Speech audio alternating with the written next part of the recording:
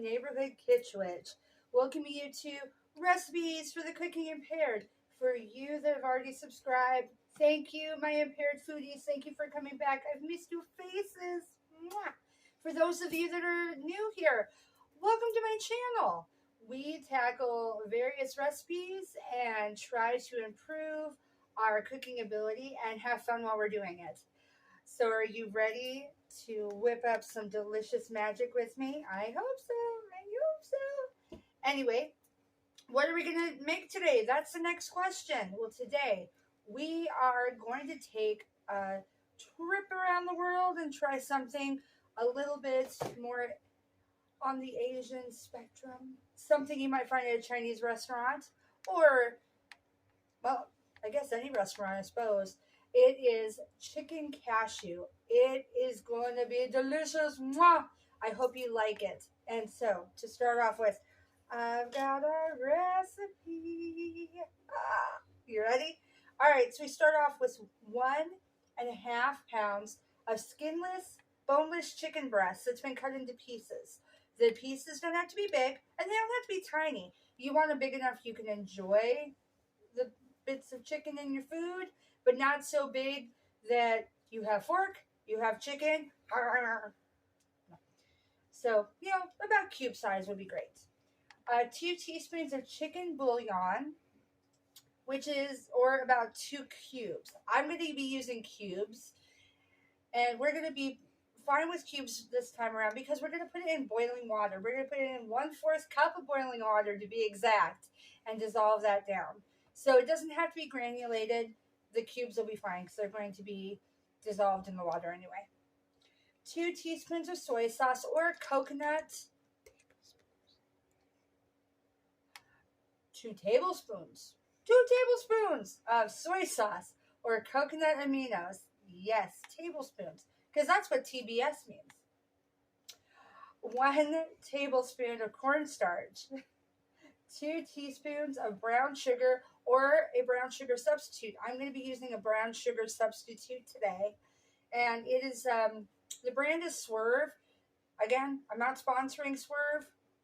They are totally welcome to give me a call if they're interested, but it's a really good substitute. It has a very similar taste, but without all that sweetness. And so for those that are trying to stay off the sweet tooth realm, or maybe they're diabetic, like in my case, this works really great. And it's a completely one side to another equal conversion. So using 2 teaspoons of brown sugar, 2 teaspoons of the Swerve substitute, exactly the same. You're also going to do 1/2 teaspoon of ground ginger. Now, you don't want regular ginger root. You need to have it ground. The ginger root is not going to boil down, and then when you're eating it, you're going to have bits of ginger that are very, very overpowering. Please don't do that. Ginger root is great in teas and it's great in other recipes, but in this recipe, it's got to be ground ginger. 2 tablespoons of vegetable oil. You're going to do 8 ounces of fresh mushroom slice. That's about 2 cups. You can get them in packages in the store that are already measured out 8 ounces. And you can choose whether or not to get sliced or to get whole and do your own slicing. Either way. 1/2 cup of sliced green onions. Now, green onions does not mean go to the onion section, grab a big one that happens to look green. Green onions are long and slender green with like a little bulbous white bottom. They are in a separate section. They tend to be oftentimes near parsley, if that helps. But it's not the same as an actual head onion. You don't really want to use head onions in this because the flavor is going to overpower your ginger. It's going to be too overpowering. But the green onion has a little lighter onion flavoring to it and works a lot better in this particular case.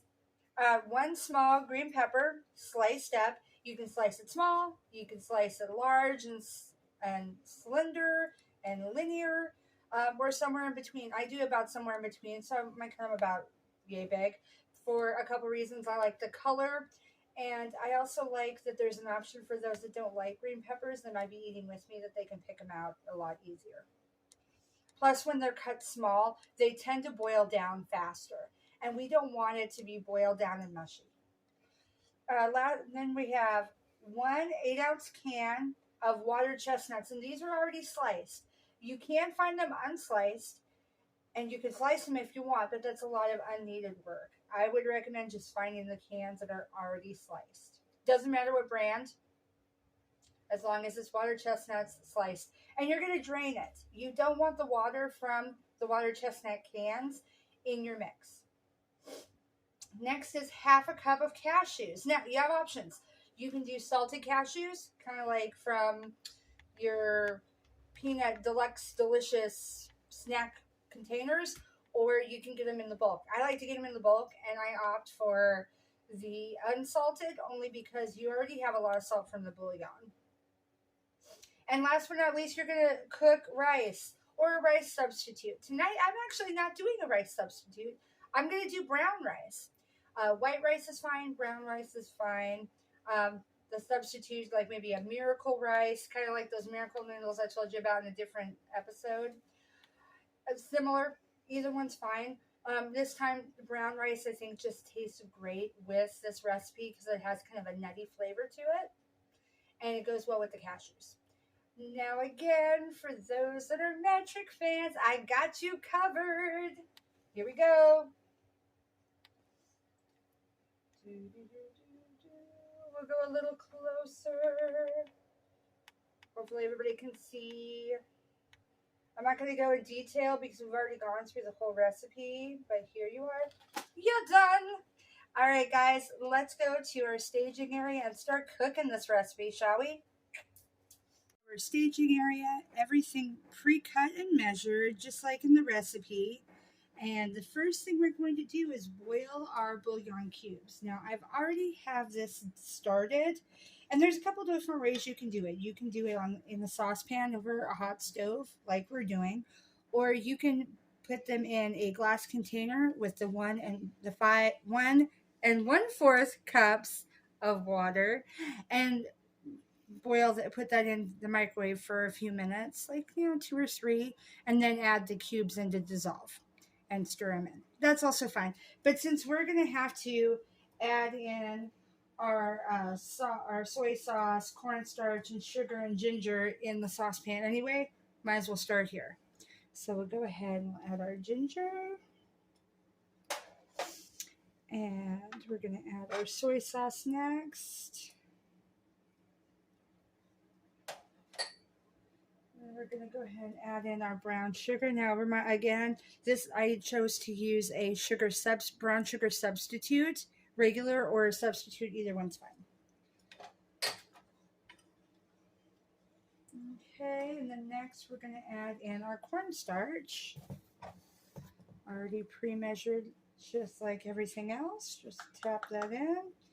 And you're going to definitely want to make sure that you get all the clumps out. That will take a lot of stirring because cornstarch is notorious for clumping up. As you can see, it's already starting to do that. So you may need to do a little scraping around the sides, stir it in. It takes a few minutes, and then the boiling process will help with this. Okay, so now that we have this ready, we're going to take it and put it off to the side, and we're going to switch to our chicken.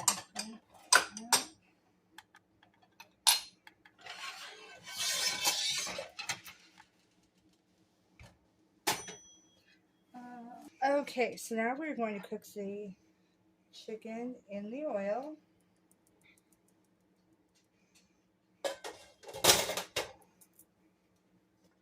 Lots of chicken. It's been cut up into itty bitty pieces. They don't cut up into bitty pieces. It doesn't have to be a certain size or anything of that sort. All right.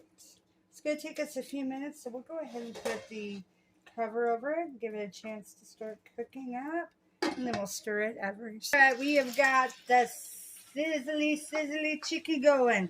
Look at the chicky. Yummy, yummy chicky. Now, of course, there's still a healthy amount of pink in there.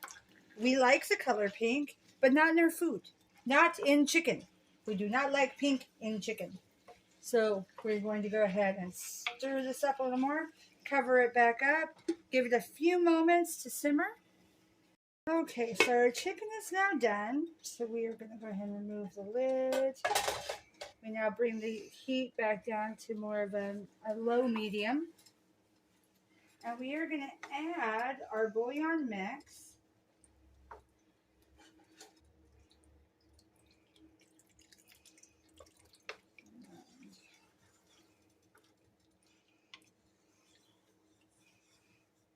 So we're going to stir it in.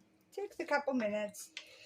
It looks very watery right now, but it will thicken up, which is awesome. That's the power of cornstarch right there. The power to thicken, to bond, to liquid, and make it thick and delicious.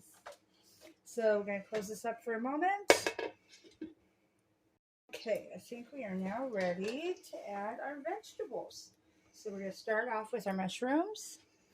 This is 8 ounces of mushrooms, and I went ahead and just left them cut the way they are for 2 reasons. One, it makes them easier to pick out for those that are not mushroom fans. And 2, they're so big and delicious looking. Don't they look so pretty? These pretty little mushrooms. All right, get those mushrooms in. You're more than welcome to use smaller mushrooms. They come pre-sliced also, or you can slice your own. Either way is fine, depending on.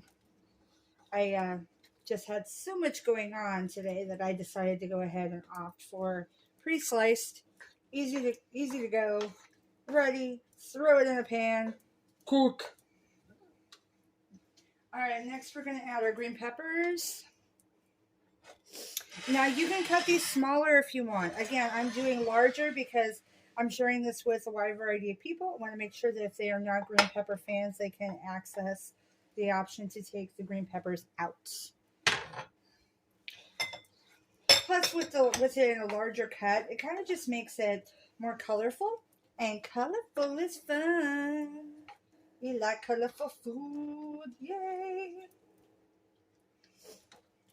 All right. Stir it, stir it, stir it, stir it. Woo, woo. All right, now that we got those in, let's add in our green onions. Cut, chopped beautifully. All the good stuff. This also adds to the flavoring, not just giving it some more beautiful color. Sometimes it's better to opt for onions or green onions, any kind of onions instead of just onion powder, because you get more of the natural flavoring into your food instead of having it be the granulated, which is not always very fresh. And fresh sometimes is the best combo. Yes, it is. All right, and last, our water chestnuts. These have been drained. It's just 1 can, any brand, but make sure that they're sliced. If they're not sliced, you're going to have to pre-slice them, and that's just such a pain.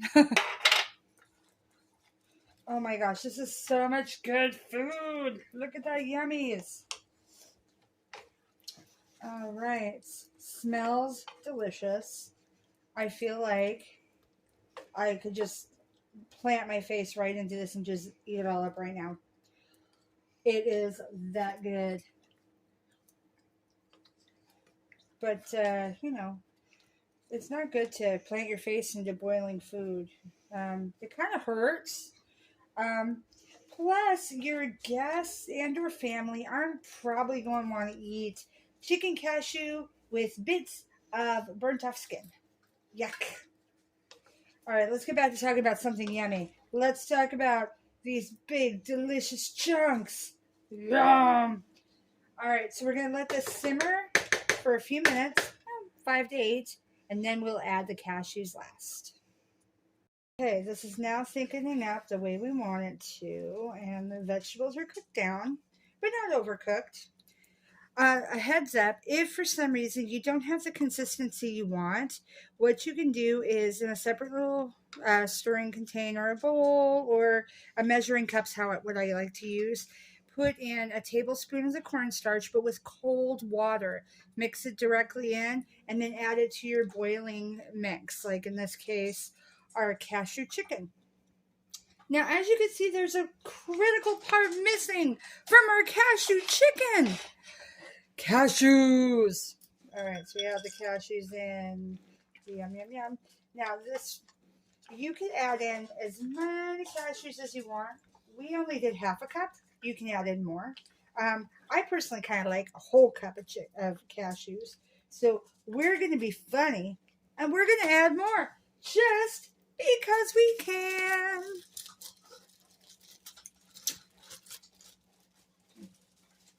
Add another half cup in there, and we're going to have it be a whole honkin' cup full of cashews. This is a last minute decision, and when you're the cook, you are totally within your right to make those. As many last minute decisions as you want. Oh, that looks so good. All right, so now we turn it off the heat. We've already pre-made the rice. Chose to do brown rice. Brown rice has a slightly healthier factor in comparison to white rice. Plus, I feel like brown rice, the taste of that goes really well with ginger and cashew. So we're going to go ahead and plate this. And go ahead and put this on. Okay, so we have our brown rice here. And we're going to go ahead and add in some delicious cashew chicken. Make sure we get some big old mushrooms on there. Nom, nom, nom, nom, nom. And some of the cashews, which I'm so glad that last minute decided to add more cashews. Oh, such a brilliant move. So glad I thought of it. Thank you for recommending it, because I know there was probably a few of you out there going, where's the cashews? It needs more cashews. You are so right. It did need more cashews. In fact, I'm going to steal one more. Yummy! Thanks for watching all. To all of my foodies, thank you for coming back again. Please share with all your friends and maybe even your frenemies. And for those that were new, I'm really glad that I got to meet your faces and see you. For everyone, if you vibed with this video, tickle that like button, tickle its tummy and make it giggle. And even better, noozle that subscribe button so you don't miss out on any more of the recipes for the Cooking Impaired delights. I would love to share some more with you, just like this delicious meal we had today. And I upload weekly, just so you know. There will be more wonderful content coming. Next time we're going to try a dessert, so don't miss out. And for now, I'm going to let you go because I want to eat this now. Mwah.